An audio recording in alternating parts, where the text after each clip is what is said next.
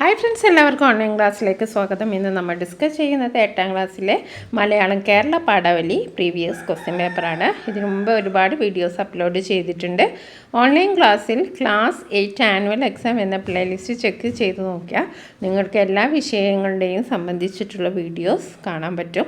Previous question paper discuss ചെയ്യുന്ന വഴി നിങ്ങൾക്ക് ക്വസ്റ്റ്യൻ്റെ പാറ്റേൺ മനസ്സിലാക്കാനും 2-3 ചോദ്യോത്തരങ്ങളൊക്കെ നമ്മൾ ചോദ്യപേപ്പർ ഡിസ്കസ് ചെയ്യുമ്പോൾ ഒരുപാട് റിപ്പീറ്റഡ് ക്വസ്റ്റ്യൻസും വരാനുള്ള സാധ്യതയുണ്ട്.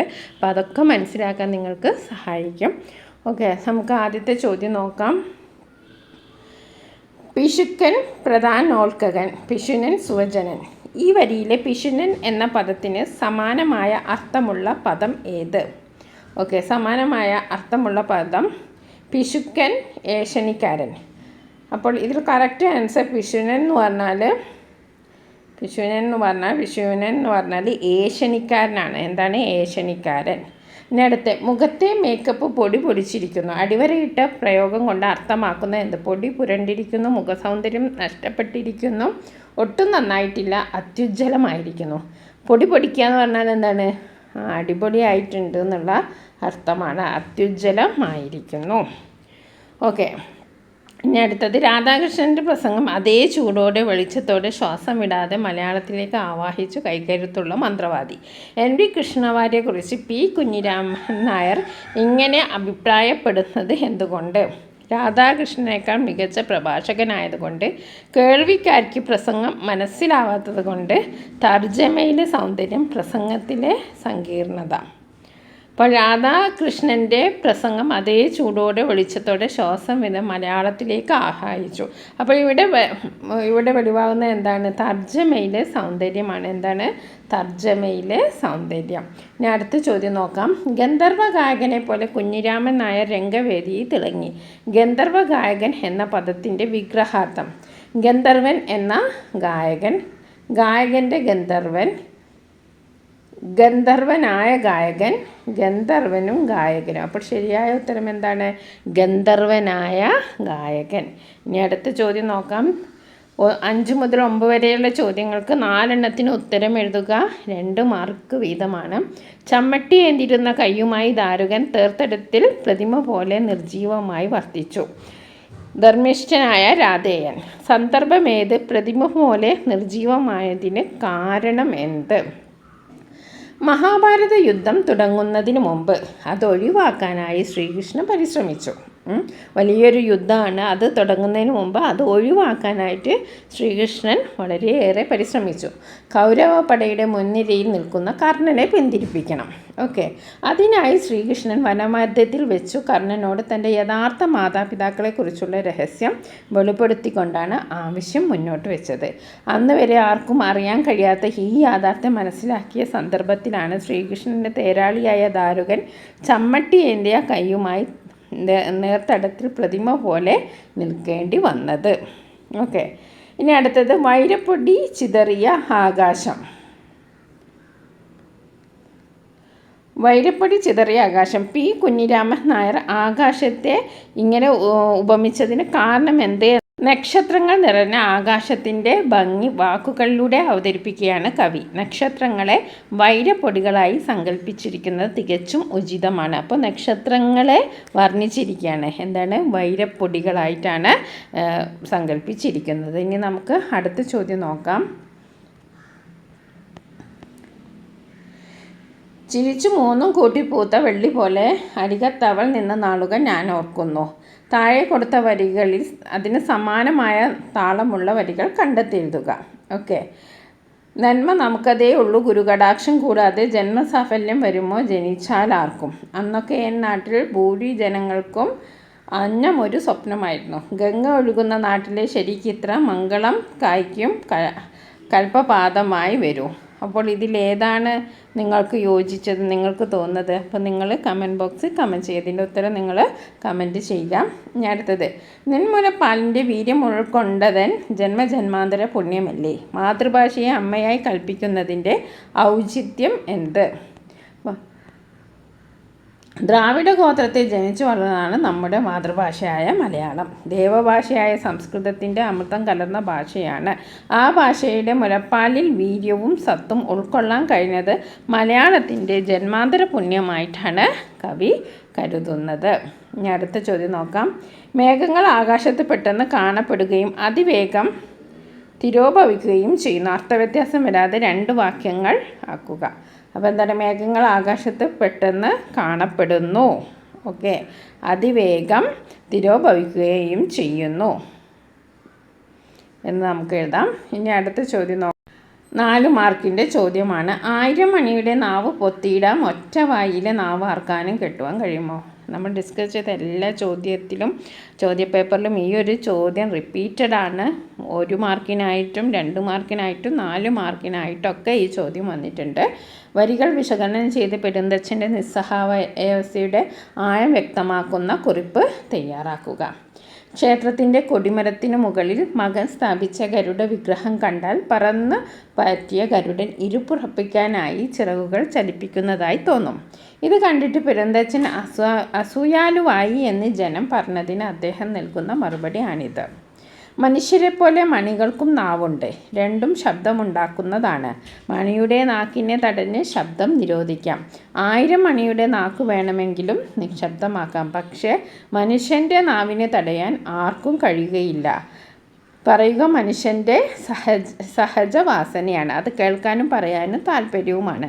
അതിനെ തടയാൻ ആർക്കുമാവില്ല എന്ന് ധ്വനി. 1000 മണിയുടെ നാവിനേക്കാൾ മനുഷ്യൻ്റെ നാവിന് ശക്തിയുണ്ടെന്ന്, മനുഷ്യ ജീവിതം തകർക്കാൻ അത് മതിയെന്നും ആണ് സാരം. അപ്പോൾ ഇവിടെ ഉദ്ദേശിക്കുന്നത് എന്താണ്? 1000 മണിയുടെ നാവ് നമുക്ക് പൊത്തിയിടാം, നമുക്ക് നിശബ്ദമാക്കാം. 1000 മണിയുടെ ശബ്ദം നമുക്ക് നിശബ്ദമാക്കാം. പക്ഷേ ഒരു വായിലെ നാവ് നമുക്ക് നിശബ്ദമാക്കാൻ കഴിയില്ല. അത് മതി മനുഷ്യൻ്റെ ഒരു ജീവിതം നശിപ്പിക്കാം. ഇനി അടുത്തത്, താളവാദ്യങ്ങളുടെ വലിയൊരു മ്യൂസിയമാണ് കേരളം. ഇളനിത്തറം മേളം എന്ന പാഠകത്തിൽ ഈ ആശയം ലേഖകൻ സമർത്ഥിക്കുന്നത് എങ്ങനെയെന്ന് വ്യക്തമാക്കുക. ആരുടെയും സഹായത്തിന് കാക്കാതെ സ്വയം കരുത്താർജിക്കുകയായിരുന്നു അമ്മ. ഉണ്ണി അരികിൽ വേണമെന്നത് എൻ്റെ സ്വാർത്ഥത. പക്ഷെ ഒരമ്മയ്ക്ക് അങ്ങനെ സ്വാർത്ഥയാകാൻ സാധ്യമല്ല. ഭൂമിയുടെ സ്വപ്നം. പാഠഭാഗത്തിലെ മറ്റു സന്ദർഭങ്ങൾ കൂടി പരിഗണിച്ച് അമ്മ എന്ന കഥാപാത്രത്തിൻ്റെ സ്വഭാവ സവിശേഷതകൾ വിശദീകരിക്കുക. കുടുംബജീവിതത്തിൽ താങ്ങും തണലുമായ ഗൃഹനാഥൻ്റെ വേർപാട് ഏതൊരു കുടുംബത്തിനും പതനമുണ്ടാക്കും. ആ തകർച്ചയിൽ നിന്ന് കരകയറുവാൻ, വിധിയെ വെല്ലുവിളിച്ചുകൊണ്ട് മുന്നേറുവാൻ ഒരു കുടുംബനാഥയ്ക്ക് കഴിയണം. ഭർത്താവിൻ്റെ മരണത്തോടെ കാലത്തിൻ്റെ ഇരുമ്പു വഴിയിൽ ഒറ്റപ്പെട്ടു പോയ ഈ അമ്മ ആരുടെയും സഹായമില്ലാതെ സ്വയം കരുത്താർജിച്ചു. അപശകുനമായി ഒതുങ്ങാതെ തനിക്കും മകനും ജീവിതമാർഗം നേടാൻ അമ്മ ശ്രമിച്ചു. വിധിയെ സധൈര്യം നേരിട്ട ആ അമ്മ ഗ്രാമത്തിൻ്റെ ഐശ്വര്യമായി ആദരിക്കപ്പെട്ടു. ഊണിലും ഉറക്കത്തിലും മകൻ്റെ ഭാവിയെക്കുറിച്ച് മാത്രമാണ് അവർ ചിന്തിക്കുന്നത്. അമ്മയുടെ പ്രാർത്ഥനകളിൽ കരുത്താർജിച്ച് മകൻ വളർന്നു. സമർത്ഥനായി പഠിച്ചു കയറിയ മകൻ ഉപരിപഠനത്തിന് നാടുവിട്ടു പോകുമ്പോൾ ആ അമ്മ ദുഃഖിച്ചില്ല. കാരണം എൻ്റെ ഉണ്ണി എവിടെ പോയാലും എന്നോടൊപ്പമുണ്ട് എന്ന വിശ്വാസം അവർക്കുണ്ടായിരുന്നു. ഏത് പ്രതിസന്ധിയിലും തളരാതെ അമ്മ നൊന്ത് പറ്റ മകനെ സ്വന്തം നാടിന് സമർപ്പിക്കുന്ന വ്യക്തിത്വത്തിനു ഉടമയാണ്. ഇനി അടുത്തത്, വേഷം വരാറായി. കൃഷ്ണനും യവനനും തമ്മിൽ ഏറ്റുമുട്ടുന്ന രംഗമാണ്. ആശാൻ്റെ യവനനാണ്. അരങ്ങൊഴുകുന്നതിന് മുമ്പായുള്ള അവസാനത്തെ വേഷം അത് കൊണ്ട് അരങ്ങ് തകർക്കുന്ന കളിയായിരിക്കും. ആശാൻ്റെ കഥാപാത്രങ്ങൾ കാണികൾ ഇത്രയേറെ പ്രതീക്ഷ പുലർത്തുന്നതിൻ്റെ കാരണങ്ങൾ എന്തൊക്കെയാണ്? ഒരു കലാകാരൻ്റെ ജീവിതം കഥയിലൂടെ ആവിഷ്കരിക്കുന്ന കഥയാണ് കീർത്തിമുദ്ര. 13-ാമത്തെ വയസ്സിൽ കഥകളി അഭിനയിക്കാൻ തുടങ്ങിയതാണ് ആശാൻ്റെ ജീവിതം. 88-ാം വയസ്സിലും കലയെ ഉപാസിക്കുന്ന അദ്ദേഹത്തിന് ആസ്വാദക സമൂഹം കീർത്തിമുദ്ര നൽകി ബഹുമാനിക്കുന്നു.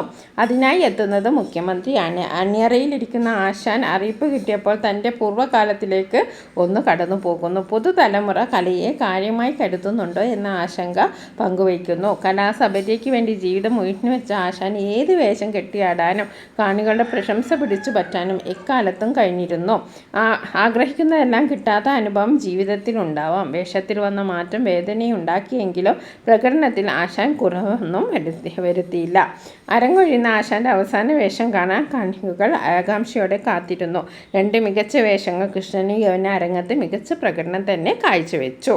ഇനി നമുക്ക് അടുത്ത ചോദ്യം നോക്കാം. പശ്ചിമ തടാകത്തിലിറങ്ങി സ്നാനം ചെയ്തു.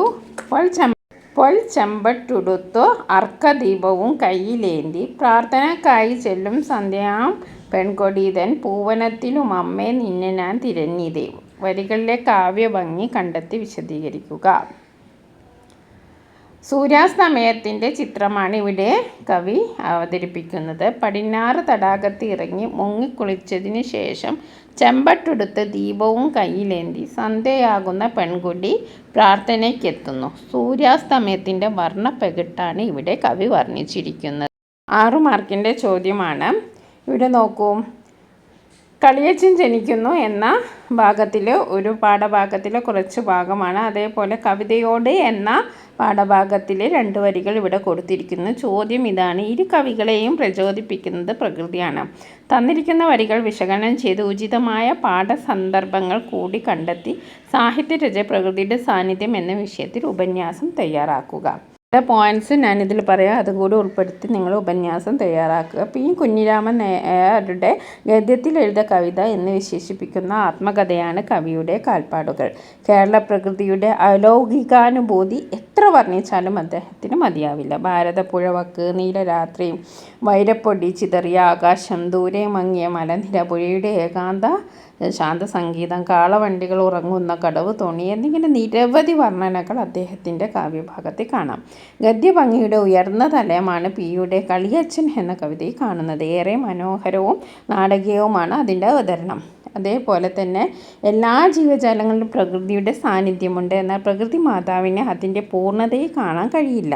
എങ്കിലും പ്രകൃതിയാകുന്ന അമ്മയെ നേരിൽ കാണാൻ അന്വേഷിച്ചലിയുന്ന ഒരു കവിയുടെ വിചാരങ്ങളാണ് ടി ഉബൈദ് ഈ കവിതയിലൂടെ പങ്കുവയ്ക്കുന്നത്. അപ്പോൾ 2 പാഠത്തിൻ്റെ ആശയമാണ് ഇതിൽ വിവരിച്ചിരിക്കുന്നത്. അപ്പോൾ നിങ്ങൾ അതുകൂടി ഉൾപ്പെടുത്തി ഒരു ഉപന്യാസം തയ്യാറാക്കുക.